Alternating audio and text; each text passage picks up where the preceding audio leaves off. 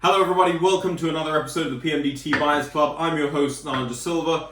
I'm talking to you from my home. I am locked down here in the UK. No one is allowed out. Well, we are allowed out. We're allowed to go out for one walk a day and to the shops for essentials. But apart from that, we're staying inside. But the PMD website is working, so a big thank you to everyone who has been ordering off the website. I know that the delivery times have been excellent because you guys have written back in and said that they have been, so I'm glad that you've got your tea. If you haven't already got your tea, if you're global, those ones are still going out, and I think there's a 5-day time lag. With all this time in the world that we have now to reflect and do things, it's going to allow us to do a lot more of the PMD Tea Buyers Club and allows me to sort of, think outside the box of, what we could do with the show. So today, my wife decided to make scones at home, trying to keep ourselves occupied, and today she did cheese scones and plain scones, and I'm going to take you through what kind of teas you would pair with your scones. Now, cream teas, as they're known here in the UK, is,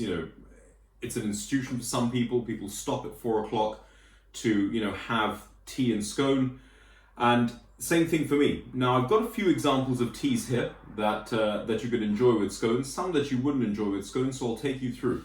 So on this side of the screen, I've got a Lover's Leap, which is grown at 6,000 feet. I've got our St. James tea, that is a seasonal uva tea. That's a Pecco grade that I've got in the middle. And then on this side, I have got a very old tea, and this is from my personal collection that I actually found sitting up at the top. This is a tea that we used to do called St. Andrews. St. Andrews is near Kottagala.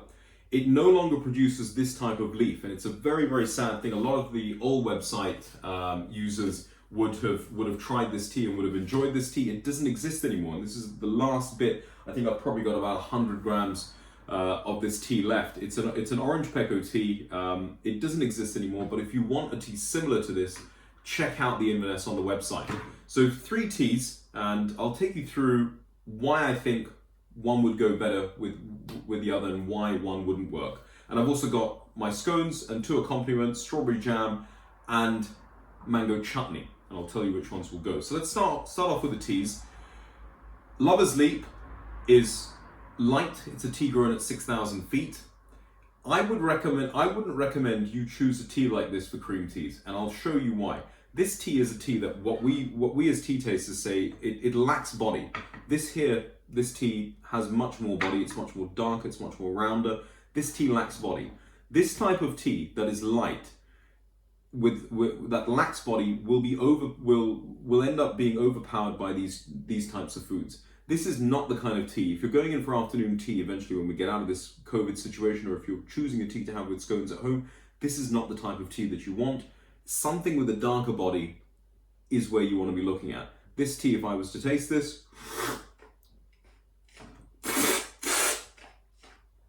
it's light, it's mentholated, it has a little astringency. But when I come to taste this with these scones, it's not going to pair well. The scone is going to be too doughy. It's either going to be too sweet or too savory. It'll overpower this type of light tasting tea. This is something that you want to have with sweet tasting pastries. So if you're sitting down for afternoon tea, something very sweet, something lemony, something that has passion fruit in it, this is the type of tea that would go there. In comparison, if you look at these 2 teas, this is grown in uva. Chrysler's Farm or St. Andrews is on the western side of the island. The cup colours look quite similar, but the leaf style is very different. Here is a Pecco one. This is an orange Pecco, so if you were to smell this, I did this on the previous episode, you've got that wintergreen note, you've got a bit of that earthiness, and you've got the astringency that you get from this uva. And if you were to taste it, because the smaller leaf grade,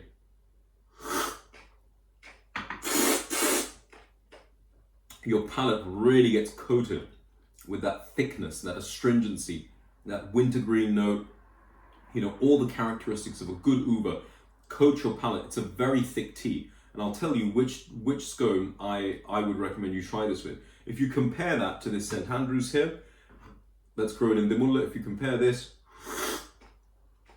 it's much more lighter. Much lighter, lacks the thickness and the coating that you get from this uva. Much lighter, much more floral. It's a very rosy tea. This is one of my favorite teas. It's such a shame that St. Andrews don't make this type of tea anymore. They've gone to producing orthodox rotavein tea now, so they're producing things like BOP, BOPF, Dust 1. It's a real shame. It's a real shame that they don't produce this type of tea. Now, scone-wise, I've got my savoury scone, I've got my plain scone. I'm going to cut them up. And usually with cheese scones, when we did this over at the Rubens a few weeks before the lockdown, they're going to be serving their cheese scone with lemon curd. Now, because of the lockdown, I haven't actually been out to the shops because I can't pop out like we used to do. So I'm improvising. I'm going to use some mango chutney for that one. For my scone, a lot of people like to put clotted cream and jam. Well, I'm not the biggest clotted cream fan. Again, I haven't got any in the house, and I'm trying to limit the amount of movement that I make. So I'm just going to put some jam. Plus, it also helps me be a little bit healthier and make sure that I don't pack on the pounds while I'm stuck in the house. So I'm going to get some jam, put it up on my plain scone. Let me know in the comments below whether you like to put jam first or cream first onto your scone. And maybe on another episode I'll actually do that. Does it make a difference? On this side, I'm going to put some of my mango chutney onto it. And we'll see. Why did I go with mango chutney? Well, sometimes I like to have biscuits, mango chutney, and cheddar cheese. So I thought, considering that this scone has cheese in it and cheddar has been used, maybe this would work. So first of all, what I'm going to do is I'm going to start off with this with the sweet one. Actually, I'm going to start off with the sweet one, and I'm going to try the sweet with the Lover's Leap, and then I'll tell you which one pairs out of these two. So if we give this a go.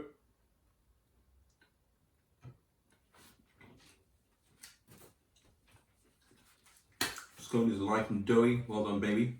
In fact, my wife is behind the camera today. Try this with the Lover's Leap, and it's exactly what I said. The doughiness of the scone, the sweetness of the jam overpower this Lover's Leap tea.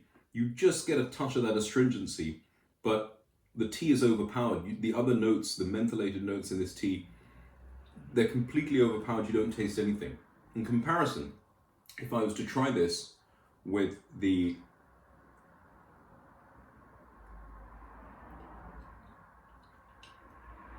orange pekoe from St. Andrews,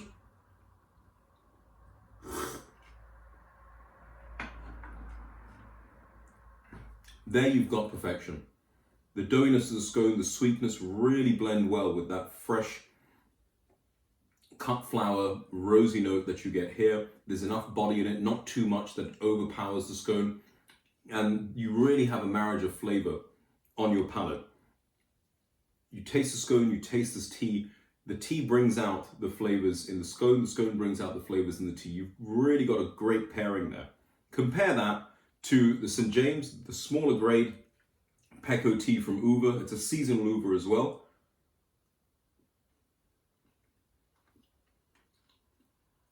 If you were to try that,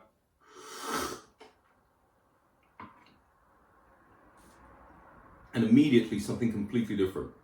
That St. James is so thick, it's so strong. It has a lot of astringency to it. That mentholated flavor that you get from well-made, good quality uvas that are made in that peak of that season completely overpowers the scone. In the final cup, I wasn't able to taste any of the strawberry, none of the sugar sprinklings on the top of the scone. The doughiness is completely cut through by the astringency of this tea.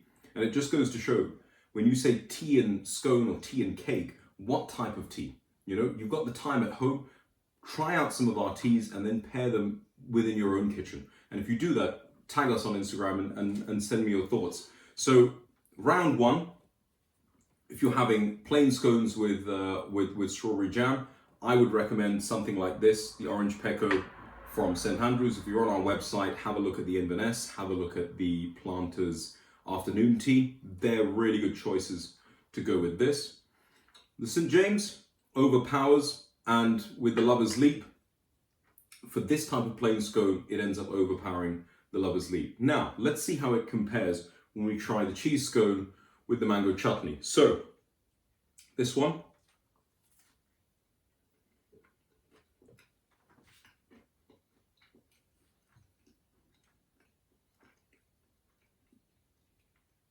The texture of the scone is very different. The mango chutney has a bit of chili in there, so you get that a little bite from the chili.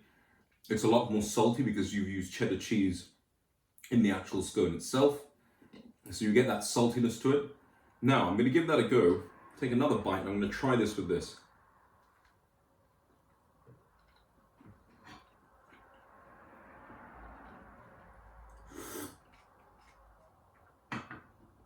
And again, same thing.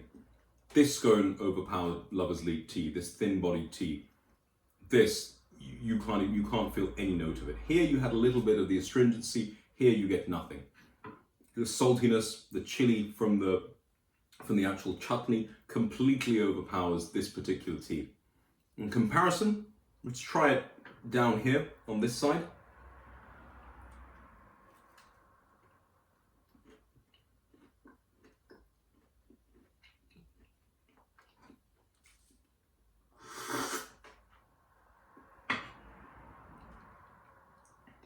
And again, the same thing. The fresh cut rosy flowers that you get from this tea are completely overpowered. In fact, the body of that tea you don't even taste the body of that tea. The only thing I'm tasting in my mouth is the saltiness in that scone. I'm getting the cheese flavor. So you need something thick, you need something robust that's strong enough to stand up to flavors like this. And for that's why I've chosen this St. James tea. This seasonal uva tea, with its astringence, with its thickness, with its wintergreen character, will pair well with that. So, final tasting of the tea.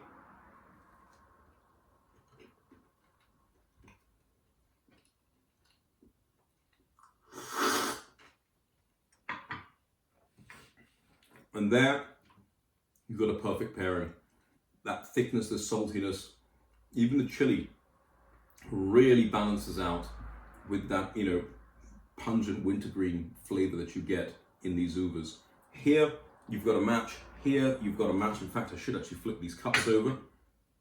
So, that is my 2 cents on what perfect tea pairs to the perfect scone. Depending on your type of scone, you've got to pick your tea. So if you're going with plain scones, try something like this, the orange pecco from the Muller region, which is from St. James Estate. If you're on our website, check out Planter's Afternoon or the Inverness. And if you're making cheese scones at home, I would go with something like this, our St. James. If you don't like uva teas, or if you've got our breakfast tea at home, give that a go. Even things like the New Bethanakanda, would stand up to it, but you want a bold, brisk cup of tea that can stand up to a strong flavor like this. That's all I've got for you today. I will be putting a new episode on tomorrow, and that will be about Earl Grey tea and our Planter's Mistress. So make sure you catch that. Guys, thank you very much for watching. Stay safe, and please, please, please stay at home so that we can beat the coronavirus. Happy sipping.